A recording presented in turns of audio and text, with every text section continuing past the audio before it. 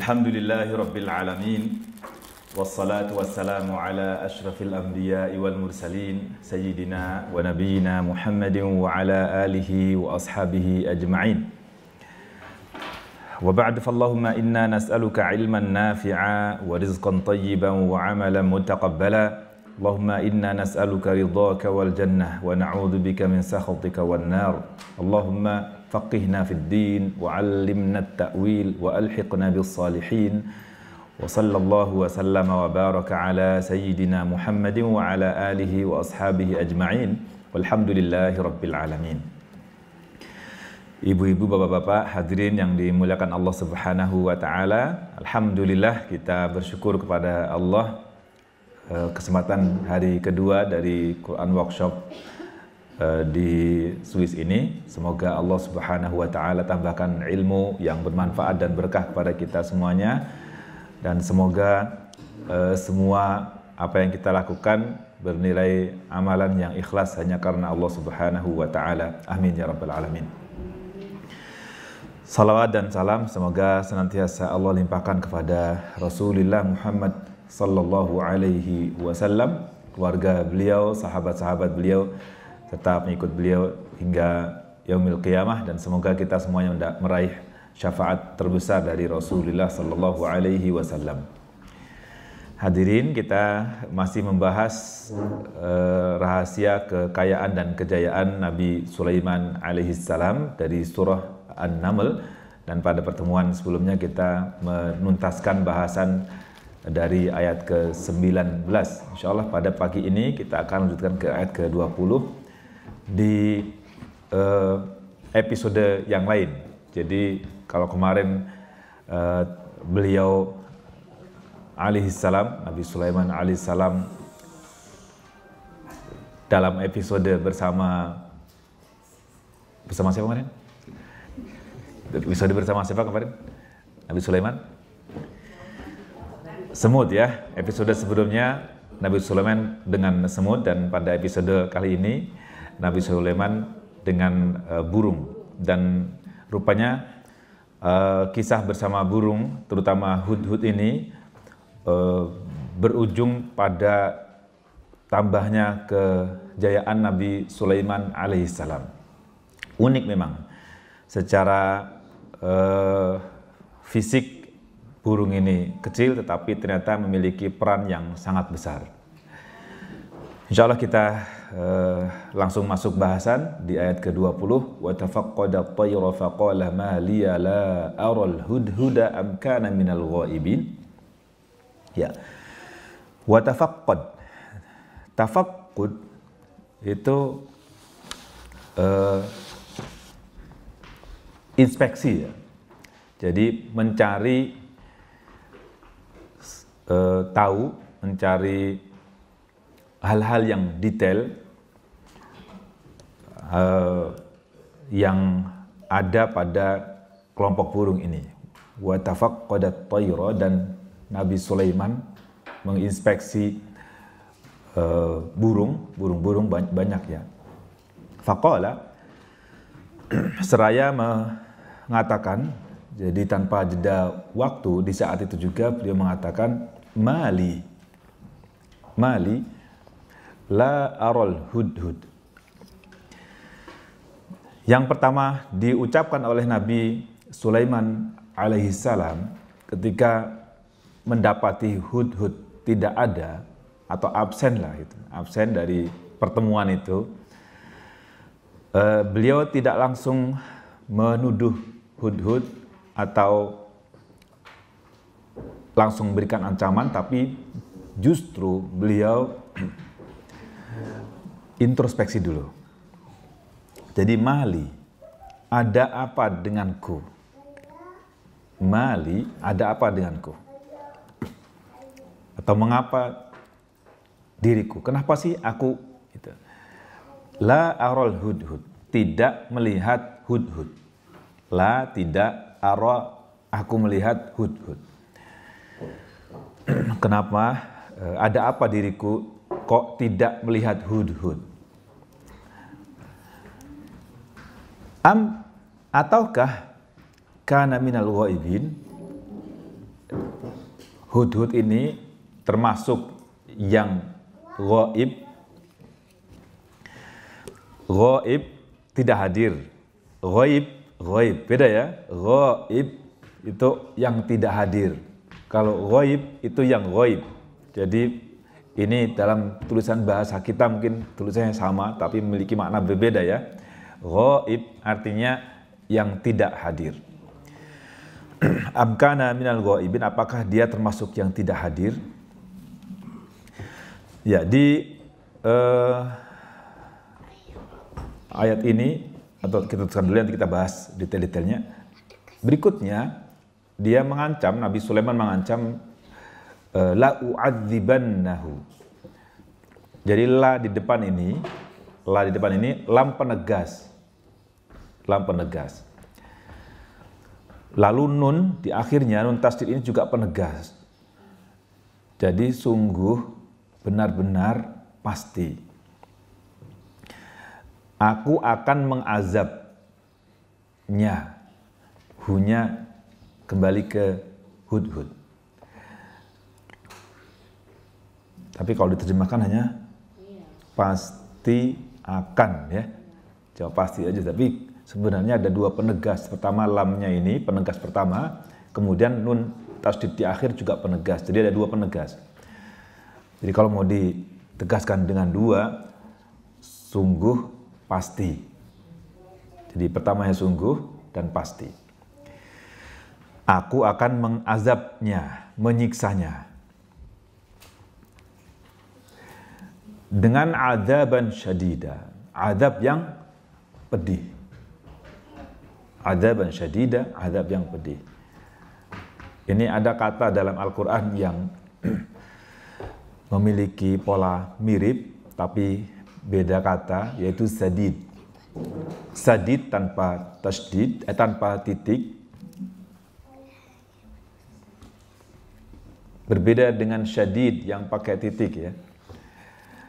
Di surah Al-Ahzab, waqulu qawlan sadida, dan katakanlah perkataan sadid. Itu perkataan yang lempeng, yang lurus, yang benar. Jadi jangan sampai salah baca. Para khotib yang khutbah-khutbah seringkali salah mengucapkan waqulu qawlan syadida, dan katakanlah perkataan yang pedih, yang menyakitkan. Subhanallah. Harusnya waqulu qawlan sadida pakai sin. Hati-hati nih yang khutbah-khutbah, ibu-ibu sih enggak khutbah ya. Yeah. Akhir surah Al-Ahzab, waqulu qawlan sadida. Nah sini kalau pakai titik, syadidan berarti pedih, sakit, menyakitkan. Adzaban syadida. Baik. Jadi ancamannya pertama akan diazab dengan azab yang pedih. Kalau sekiranya dia tidak hadir dan ternyata tidak ada izinnya, kan ini berarti belum ada izinnya kan dia. Atau la azbahannahu, aku pasti benar-benar akan menyembelihnya. Iya, ini penegas-penegas ini menunjukkan bagaimana keseriusan dan kesungguhan Nabi Sulaiman memberikan ancaman ini. Atau pilihan berikutnya lagi, au layatiyanni bisultanim mubin, atau ini dia lanya juga penegas juga, nun tasdid juga penegas juga, benar-benar sungguh-sungguh akan datang bi dengan sultan. Sultan ini ditafsirkan dengan hujjah. Hujjah. Argumen. Alasan. Ya, sultan bisa bermakna kekuasaan, sultan bisa bermakna tadi hujjah di sini. Ya. Kalau kita sering dengar sultan ya. Itu dari bahasa Arab sultan. Sultan artinya kekuasaan, juga di sini hujjah. Bisultanim mubin, hujjah yang nyata, yang jelas. Jadi ancaman, hukuman, sanksi ketidakhadiran itu ada 3. Yang pertama ancamannya disiksa, yang kedua disembelih, yang ketiga kalau mau selamat harus membawa alasan, argumen, hujah yang nyata, yang benar. Itu. Nah, ini nanti ada level pemberian hukuman. Baik, kita akan masuk ke satu persatu. Ini kurang lebih seperti ini burungnya. Dia kecil. Ya. Cantik dia. Ya. Ada jambulnya ya. Iya. Iya. Ini burung, salah satu burung yang dilarang dibunuh. Iya. Ya. Adanya di daerah-daerah Jazirah Arab. Iya. Indonesia kayaknya nggak punya. Dia biasa di padang pasir ya. Iya. Kalau di kita ada apa? Burung puyuh. Cendrawasih yang besar ya. Karena secara fisik dia sebesar burung puyuh dia nih. Jadi kecil, bukan burung yang besar gitu, bukan. Jadi kecil ya. Iya. Biasa hidup di padang pasir atau tanah tandus gitu. Jadi kecil ya, secara fisik kecil. Tapi bagaimana tanggung jawabnya? Nah, sebelum kita masuk ke burung tadi, ada yang bisa kita ambil pelajaran dari Nabi Sulaiman, bahwa termasuk tugas seorang pemimpin, tugas seorang penguasa adalah menginspeksi, memeriksa, atau memastikan kondisi rakyatnya. Artinya, jangan sampai nanti hanya dapat informasi dan informasinya ternyata kurang bisa dipertanggungjawabkan, atau cuma dapat dari media. Terus, wah saya kaget misalnya, kaget. Jadi nggak cukup dengan itu, tapi harus memastikan terjun langsung, sebagaimana kalau dalam kisah sirah para sahabat itu ada siapa? Umar Ibn Khattab ya. Umar Ibn Khattab yang kalau malam keliling Madinah untuk memastikan kondisi rakyatnya tidak kelaparan itu. Nah, harusnya seperti Nabi Sulaiman pun juga demikian ya. Ya. Begitu juga memastikan bahwa setiap pribadi, setiap personil itu memang melaksanakan tugas masing-masing. Jadi semua orang, baik rakyat kecil atau siapapun dia, punya tugas kan, punya tanggung jawab terhadap tegaknya keamanan, menjaga stabilitas negara, dan juga memberikan dukungan terhadap program-program yang baik. Baik. Ini tanggung jawab pemimpin. Gitu Pak Roni. Iya. Jadi insya Allah. Harus mastiin atau tuh membernya kira-kira udah makan belum katanya. Mbak Emil protes, nanyain orang lain makan katanya.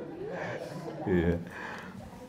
Saya memastikan bahwa semuanya terfasilitasi oleh, artinya kebutuhannya terpenuhi, atau ada masalah bisa mengadvokasi, bisa memberikan solusi juga. Itu semuanya jadi tanggung jawab pemimpin, tapi juga perlu kerjasama semua lapisan masyarakat. Nah, ini juga menunjukkan bagaimana perhatian Nabi Sulaiman alaihissalam yang memperhatikan burung, apalagi manusianya ya gitu. Jadi artinya beliau ini raja yang benar-benar adil, benar-benar adil. Baik.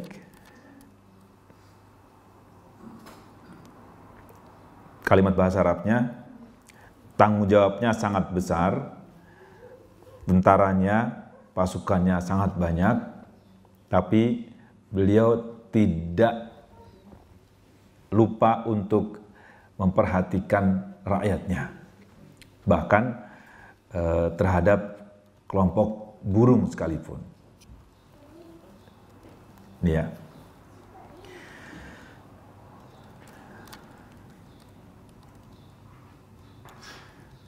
Tafaqqud, tafaqqada itu menggunakan pola tafa'ul. Yang belajar bahasa Arab polanya tafa'ul, tafaqqud, tafa'ala, ya tafa'alu.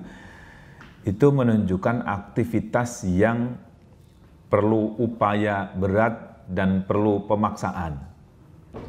Jadi takalluf, dia berusaha dengan susah payah untuk bisa melakukan itu.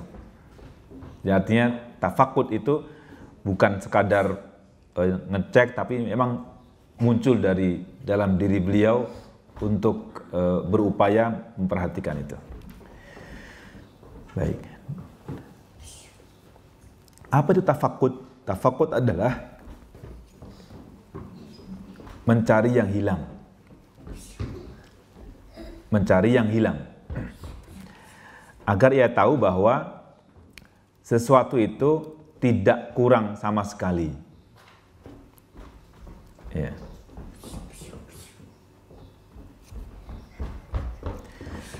Dan dari sini juga bisa kita ambil pelajaran bahwa burung itu memiliki banyak manfaat.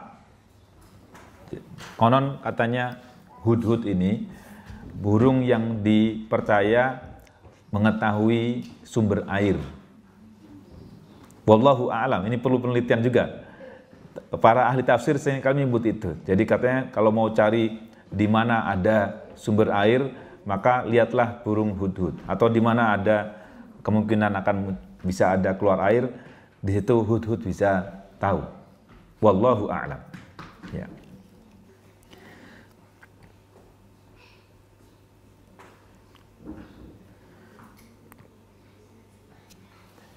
Tadi saya sebutkan bahwa Umar bin Khattab, beliau keluar pergi ke Syam pada tahun 17 Hijriah atau mengirim orang yang diutus untuk memperhatikan rakyat, untuk mengecek masing-masing individu dari rakyat di bawah pemerintahan Umar bin Khattab pada waktu itu.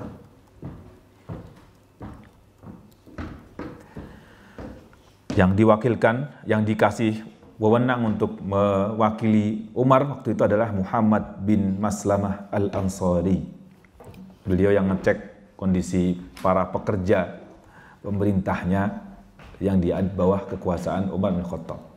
Muhammad bin Maslamah al-Ansari. Muhammad bin Maslamah al-Ansari.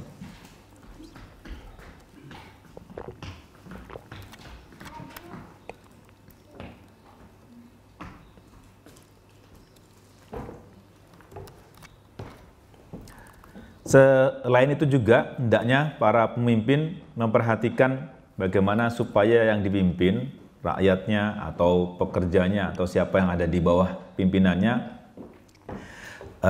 memiliki skill yang profesional dalam pekerjaannya. Maka perlu training kah, perlu proses pembelajaran kah untuk meningkatkan kualifikasi dan kualitas pekerja yang ada di bawahnya.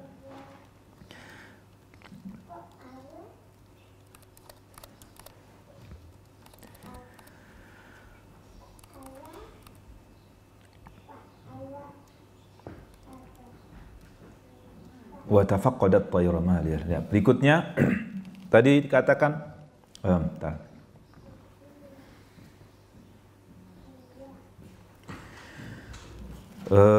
ya di sini disebutkan ma ahsanal insaf. Alangkah indahnya bagaimana insafnya Nabi Sulaiman. Insaf atau insaf ya? Insyaf. Insyaf itu sebenarnya insaf yang betul. Insaf itu artinya berada pada posisi nisf, pada posisi tengah. Dalam bahasa serapan kita disebut insyaf, itu insaf harusnya. Insaf itu artinya berada pada posisi netral. Itu. Insaf ya, dari kata nis. Nis itu apa? Nis itu setengah kan? Jadi insaf berarti berada pada titik tengah, tidak ke kanan, tidak ke kiri, pada posisi netral.